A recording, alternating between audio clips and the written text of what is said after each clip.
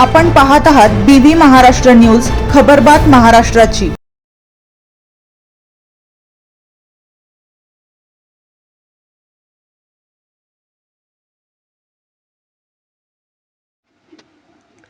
लखमापूर येथे क्रीडा स्पर्धा उत्साहात संपन्न।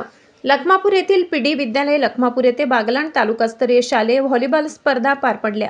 या प्रसंगी मराठा विद्या प्रसारक समाज संस्थेचे चिटणीस दिलीप भाऊसा दळवी, शालेय समिती अध्यक्ष केवडदाजी दळवी, अशोक बापू पाटील, सचिन दादा बच्छाव, शालेय समिती सदस्य तुळशीदास खेरनार, प्रसाद दळवी, बागलाण तालुका क्रीडा अध्यक्ष श्री गणेश वाघ सर, विद्यालयाचे प्राचार्य वाय.पी. दाणी, पर्यवेक्षक चव्हाण सर, विविध शाळांमधून आलेले क्रीडा शिक्षक आदी मान्यवर उपस्थित होते।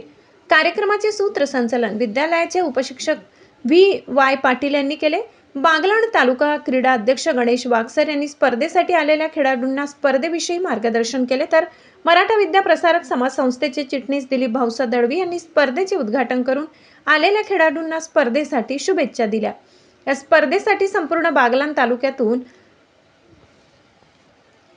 14, 17, 19 वर्ष वयोगटातील एकूण 22 शाळांच्या संघांनी सहभाग घेतला। यात पीडी विद्यालय लखमापूरच्या 14, 17, 19 वर्ष वयोगटातील मुले-मुली अशा सर्व 6 संघांनी स्पर्धेत प्रथम क्रमांक मिळवून जिल्हास्तरीय स्पर्धेसाठी आपली निवड निश्चित केली आहे।